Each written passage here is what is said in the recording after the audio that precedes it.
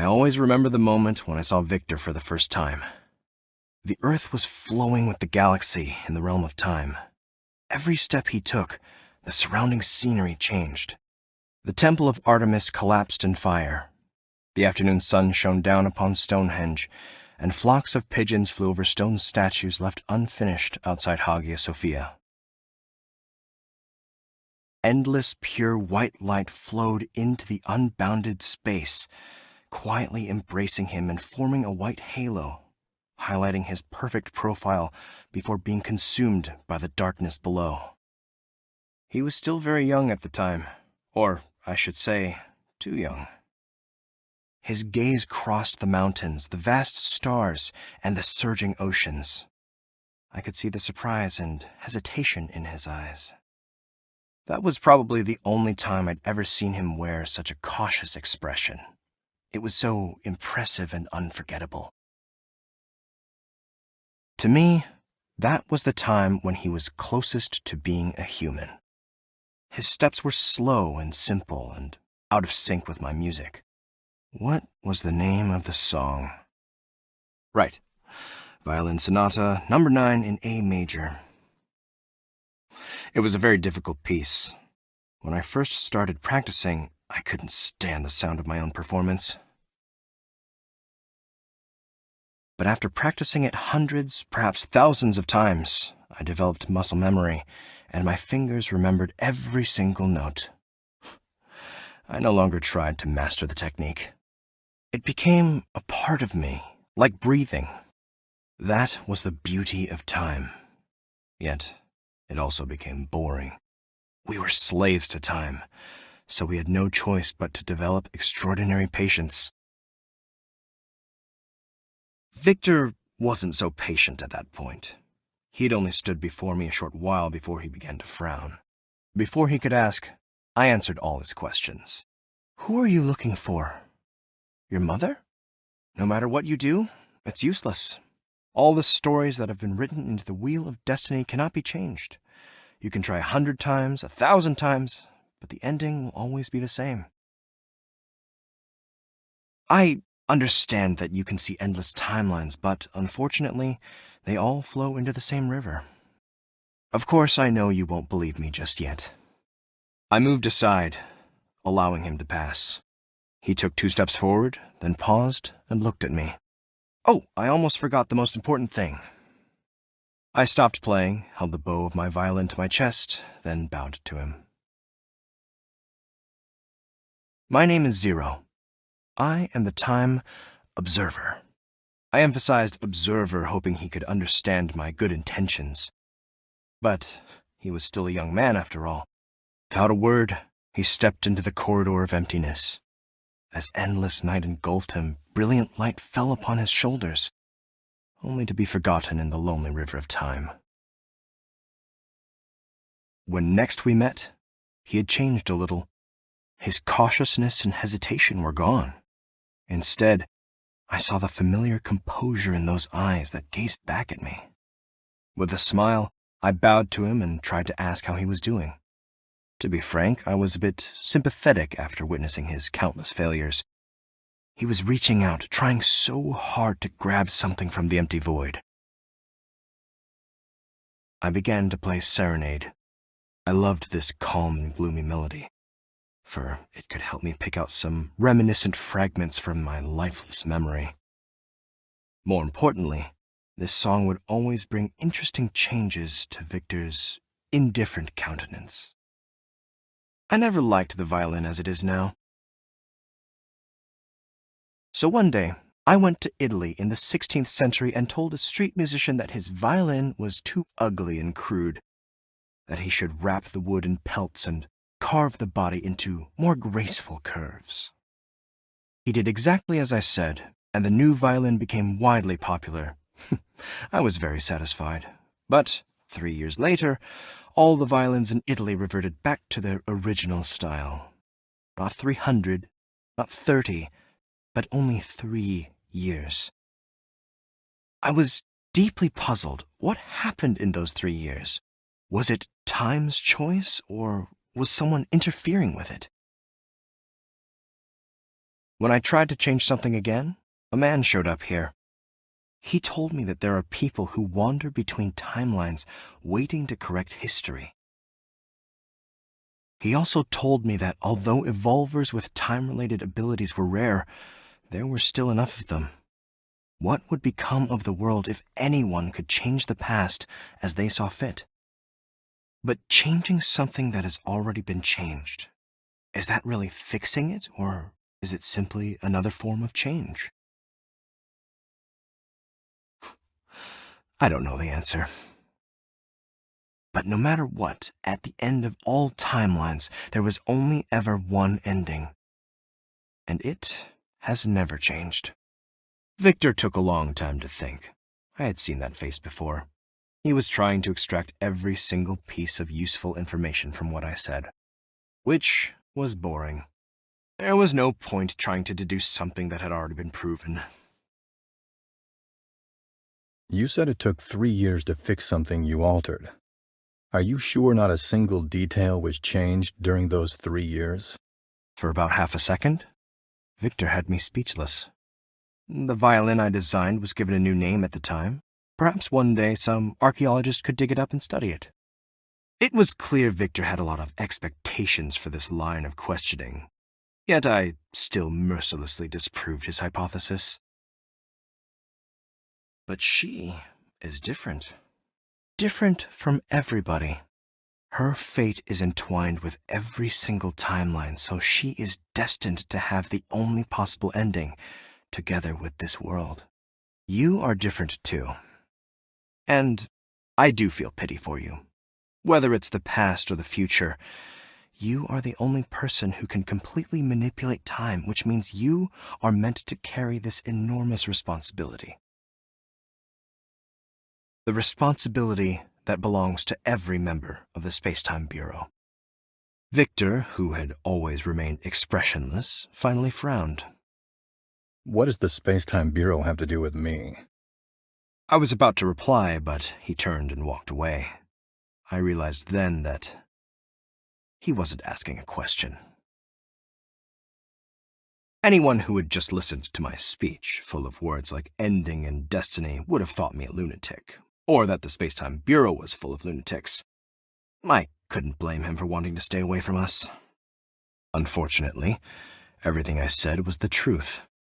Interestingly, the more time I spent with him, I slowly began to recall the days when I was a human. But it wasn't until much, much later that I seemed to be able to understand Victor's decision. Time was the source of all meanings. It also marked the end of them. Flowers blossom and wither. Stars move across the sky. Civilizations rise and fall. Even the universe will eventually collapse. But none of these were representative of the dimensions of time. On the contrary, they only carried meaning when measured by time.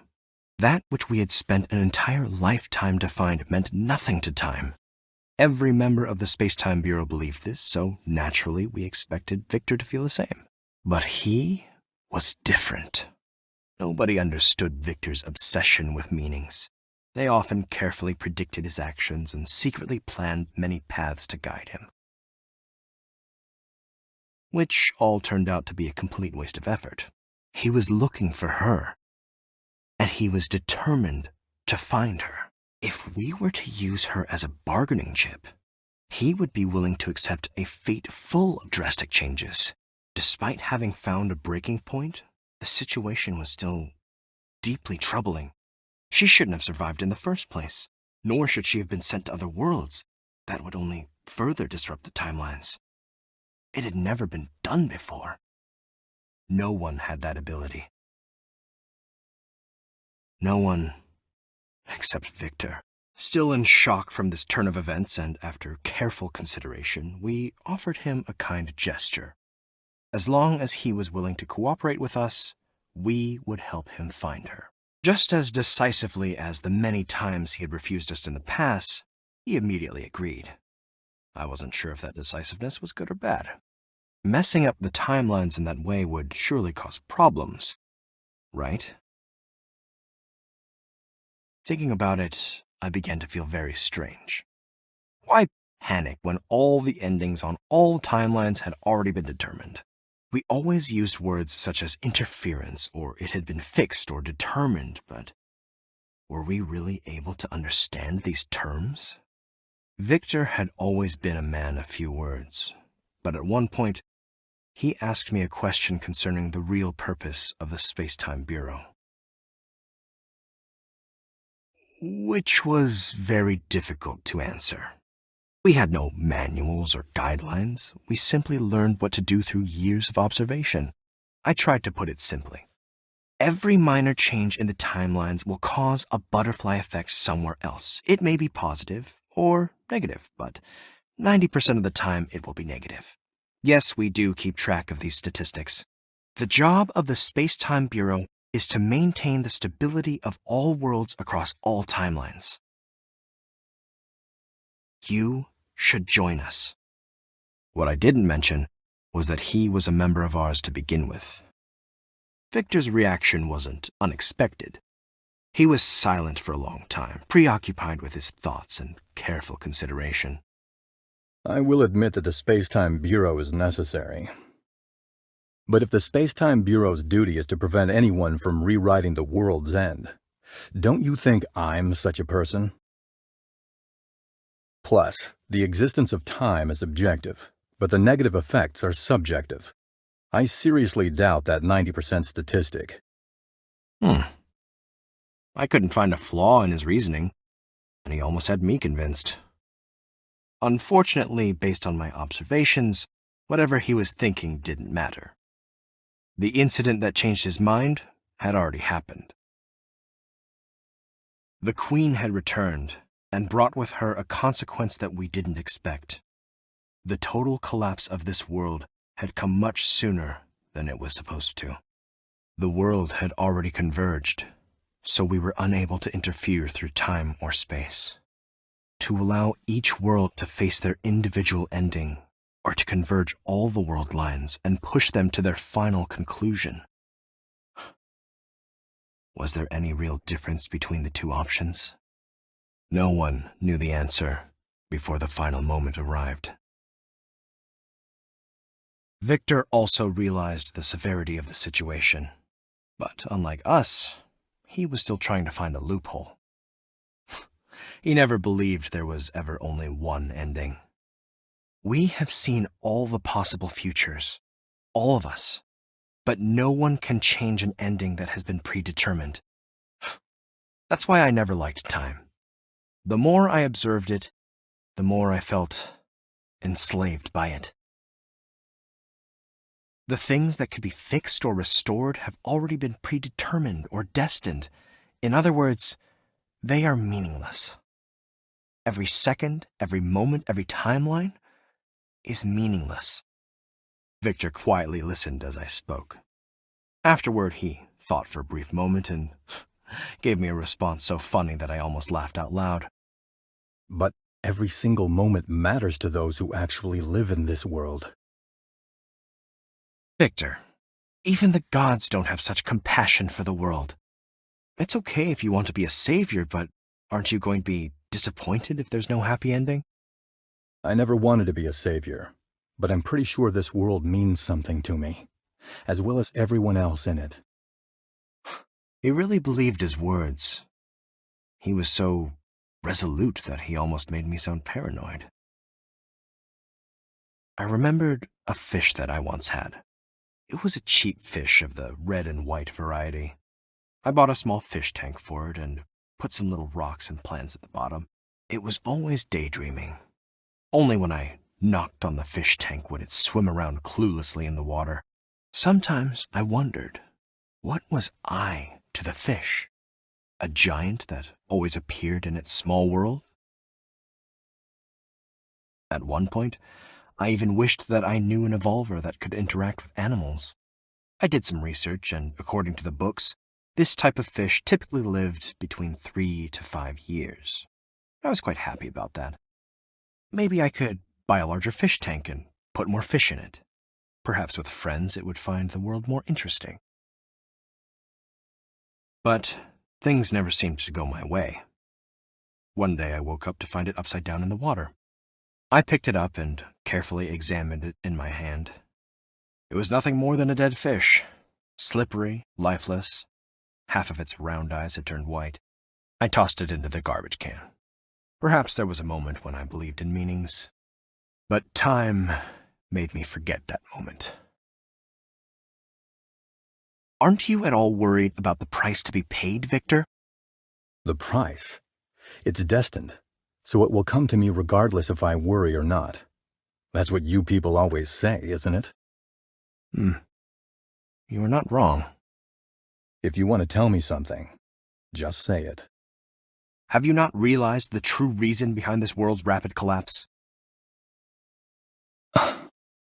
The integral line that maintains the stable operation of all the world lines is about to be breached. Time itself has deteriorated and has been damaged beyond repair. No one can fix it, yet everyone refuses to take responsibility as they believe that what they have done has nothing to do with this. What will happen to time? Destruction, or renaissance, maybe. Nobody knows. But all the endings we have seen lead to destruction. So you're also looking for a new path? We do not look for anything. We only wait. Wait for what is supposed to happen. Did time tell you that? All time-related rules are purely philosophical. It's meaningless to search for an answer. It seems that time has told you what to do to revive it. Have you not realized? You have placed yourself in a paradox. Because I am still in this timeline. Do you want to leave this timeline now? No, I have no plans to do that. Rules are rules. You cannot change anything on the same timeline. Outside the rules, there will always be exceptions.